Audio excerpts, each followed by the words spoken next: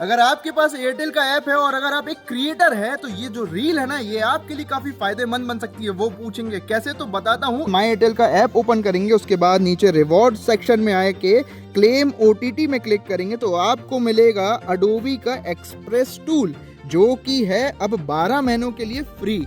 और ये जो टूल है ना ये पावर हाउस से कम नहीं है। अगर आपने कभी कैनवा यूज किया है जो कि टेम्पलेट सॉफ्टवेयर है डिजाइनिंग के लिए, सेम उसके जैसा काम करता है अडोबी का एक्सप्रेस, और अब ये 12 महीने के लिए फ्री है।